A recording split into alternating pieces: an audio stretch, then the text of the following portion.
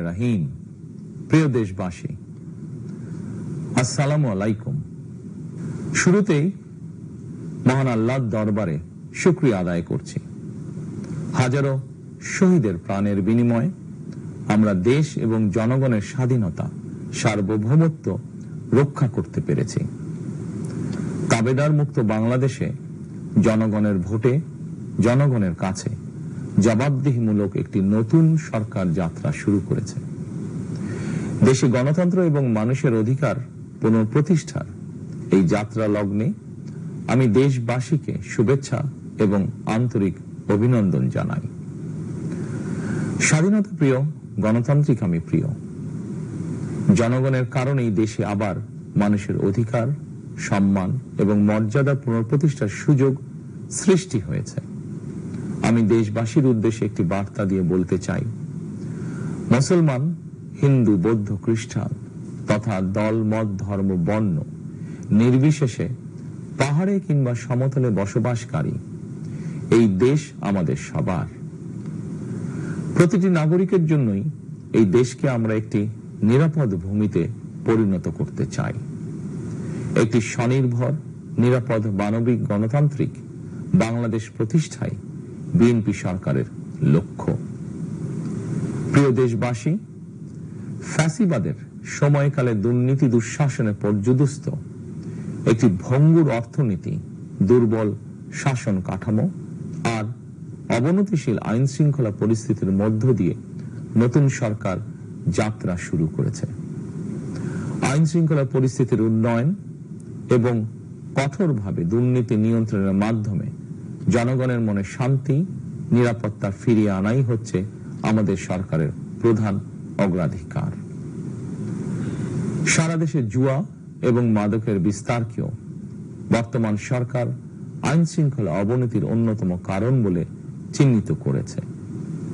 সুতরাং জুয়া এবং মাদক নিয়ন্ত্রণে আইন শৃঙ্খলা বাহিনী সব রকমের কঠোর পদক্ষেপ গ্রহণ করছে। জনজীবনে শান্তি ও নিরাপত্তা নিশ্চিত করতে সরকার সর্বোচ্চ উদ্যোগ গ্রহণ করছে। দেশের প্রতিটি সাংবিধানিক এবং সরকারি, বেসরকারি প্রতিষ্ঠান চলবে বিধিবদ্ধ নীতি নিয়মে। দলীয় কিংবা রাজনৈতিক প্রভাব, প্রতিপত্তি অথবা জোর জবরদস্তি নয়। আইনের শাসনই হবে রাষ্ট্র পরিচালনার শেষ কথা। প্রিয় দেশবাসী, আগামীকাল থেকে সারা দেশে শুরু হতে যাচ্ছে পবিত্র মাহে রমাদান। আমি দেশবাসীকে পবিত্র মাহে রমাদানের শুভেচ্ছা জানাই। রমাদান আত্মশুদ্ধির মাস। আমরা যদি আত্মশুদ্ধি শব্দটির মর্মার্থ উপলব্ধি করি, তাহলে এই মাসে মানুষের ভোগান্তি বাড়ার কথা নয়। যদিও আমাদের অনেকের মধ্যেই এই মাসটিকে ঘিরে ব্যবসায় অধিক মুনাফা লাভের প্রবণতা লক্ষণীয়।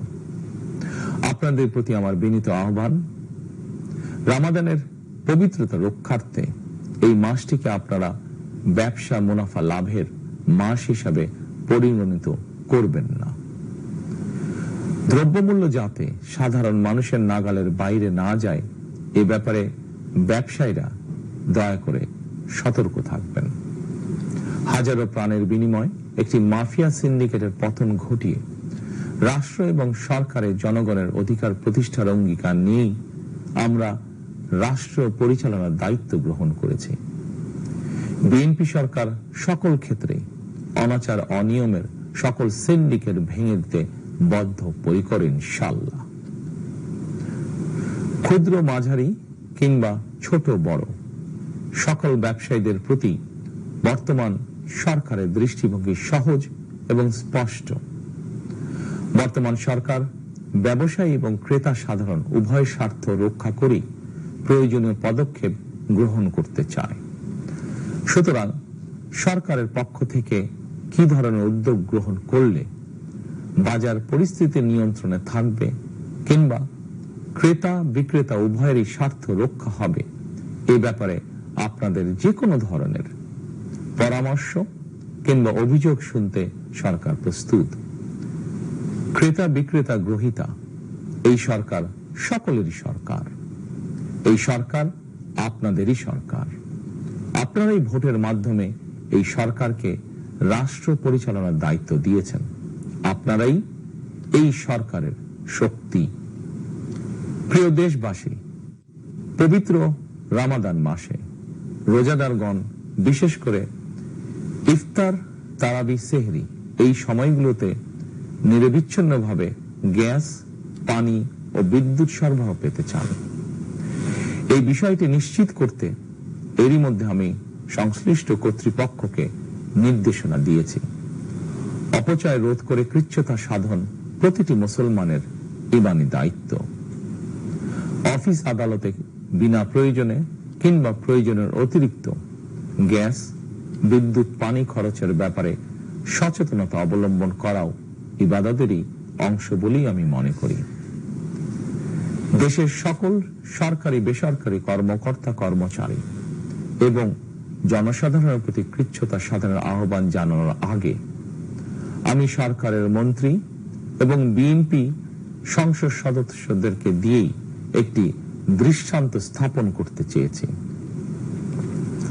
বিএনপি সংসদীয় দলের প্রথম সভাতেই আমরা সিদ্ধান্ত নিয়েছি, বিএনপি থেকে নির্বাচিত কোন সংসদ সদস্য সরকারি সুবিধা নিয়ে ট্যাক্স ফ্রি গাড়ি আমদানি করবেন না এবং প্লট সুবিধাও নেবেন না।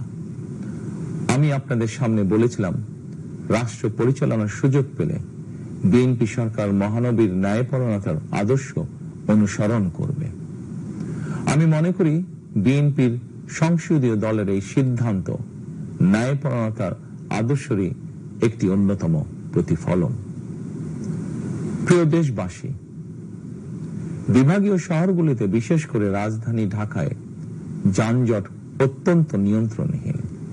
হাটে মাঠে ঘাটে, অফিস আদালতে জনগণের ভোগান্তির শেষ নেই। জনজীবনের নানা ক্ষেত্রে জনদুর্ভোগ লাঘব করা না গেলে জনমনে স্বস্তিও ফিরবে না। রাজধানীতে জনসংখ্যার চাপ কমাতে বিকল্প ব্যবস্থা গ্রহণ করা জরুরি হয়ে পড়েছে। মানুষ তার নিজ জেলায় কিংবা নিজের বাসা বাড়িতে থেকেও যাতে সহজভাবে সঠিক সময়ে অফিস, আদালত, ব্যবসা বাণিজ্য করতে পারেন, সেই লক্ষ্যকে সামনে রেখেই সারা দেশে রেল যোগাযোগ ব্যবস্থা ঢেলে সাজানোর উদ্যোগ নেওয়া হচ্ছে। এই পরিকল্পনার অংশ হিসাবে প্রথমেই রেল, নৌ, সড়ক এবং সেতু মন্ত্রণালয়ের কার্যক্রম পুনর্বিন্যাস ও সমন্বয় করা হচ্ছে। আমরা মনে করি সারা দেশে রেল যোগাযোগ ব্যবস্থার সহজ, সুলভ এবং নিরাপদ করা গেলে একদিকে যেমন জনগণের শহর কেন্দ্রিক বা নগর কেন্দ্রিক নির্ভরতা কমবে, অপরদিকে পরিবেশেরও উন্নতি হবে। প্রিয় দেশবাসী, আমাদের চারপাশে সমস্যার শেষ নেই, তবে সমস্যার পাশাপাশি সম্ভাবনাও কিন্তু কম নয়। আমাদের বৃহৎ জনগোষ্ঠীকে যদি আমরা দক্ষ জনশক্তিতে রূপান্তরিত করতে পারি, তাহলে জনসংখ্যাই হবে আমাদের জনসম্পদ। আমরা নিজেদেরকে দক্ষ করে গড়ে তুলতে পারলে শুধু বাংলাদেশই নয়, বিশ্ব বাজারও আমাদের জন্য উন্মুক্ত। তথ্য প্রযুক্তির সিঁড়ি বেয়ে বিশ্ব এখন কৃত্রিম বুদ্ধিমত্তার যুগে প্রবেশ করেছে। প্রযুক্তির এই প্রতিযোগিতামূলক বিশ্বে সম্মান এবং স্বচ্ছতার সঙ্গে টিকে থাকতে হলে আমাদেরকে কোনো না কোনো একটি বিষয় বা কাজে পারদর্শী হতে হবে। দেশের কোটি কোটি শিক্ষার্থী এবং তরুণ যুবশক্তির উদ্দেশ্যে বলতে চাই, মেধায়, জ্ঞানে, বিজ্ঞানে নিজেদেরকে যোগ্য করে গড়ে তোলার জন্য যত রকমের সহযোগিতা দেওয়া যায়, সব রকমের সহযোগিতা দিতে সরকার প্রস্তুত। কর্মসংস্থান এবং কর্ম পরিবেশ নিশ্চিত করার সুনির্দিষ্ট অঙ্গীকার নিয়ে বর্তমান সরকার যাত্রা শুরু করেছে। প্রিয় দেশবাসী, দীর্ঘ 18 বছর পর দেশে ফিরে গত বছর 25শে ডিসেম্বর আমি বলেছিলাম, দেশ এবং জনগণের জন্য আই হ্যাভ এ প্ল্যান।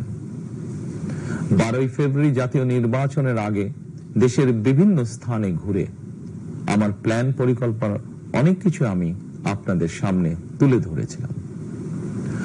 আপনারা স্বাধীনতার ঘোষকের প্রতিষ্ঠিত দল বিএনপিকে ভোট দিয়ে রাষ্ট্র পরিচালনার দায়িত্ব দিয়েছেন, সকল পরিকল্পনা বাস্তবায়নের সুযোগ দিয়েছেন। এখন এই সুযোগকে কাজে লাগিয়ে সকল অঙ্গীকার পূরণ করার দায়িত্ব বিএনপি সরকারের। আমরা আমাদের পরিকল্পনা এবং প্রতিশ্রুতি বাস্তবায়নের কাজ শুরু করে দিয়েছি ইনশাআল্লাহ। অঙ্গীকার পূরণের এই যাত্রা পথে আমরা ভবিষ্যতের দিনগুলোতেও আপনাদের অব্যাহত সমর্থন প্রত্যাশা করি। প্রিয় দেশবাসী, সরকার প্রধান হিসাবে আমি দেশবাসীর উদ্দেশ্যে একটি বিষয়ে প্রতি দৃষ্টি আকর্ষণ করে বলতে চাই। নবগঠিত সরকার গঠনের সুযোগ দিতে যারা বিএনপিকে ভোট দিয়েছেন কিংবা দেননি অথবা কাউকেই ভোট দেননি, এই সরকারের প্রতি আপনাদের সবার সমান অধিকার। বিএনপি সরকার বিশ্বাস করে দল মত ধর্ম দর্শন যার যার, রাষ্ট্র সবার। এই দেশে এই রাষ্ট্রে একজন বাংলাদেশী হিসাবে আপনার আমার আমাদের প্রতিটি বাংলাদেশী নাগরিকের অধিকার সমান। প্রিয় দেশবাসী, আল্লাহ আমাদের সবাইকে নিরাপদ এবং সুস্থ রাখুন। আল্লাহ আমাদের সকলকে ইতিবাচক পরিকল্পনাগুলো বাস্তবায়নের তৌফিক দিন। পবিত্র রমাদান মাস শুরুর শুভ লগ্নে আল্লাহর দরবারে এই নিবেদন রেখে আমার বক্তব্য শেষ করছি। আল্লাহ হাফেজ। বাংলাদেশ জিন্দাবাদ।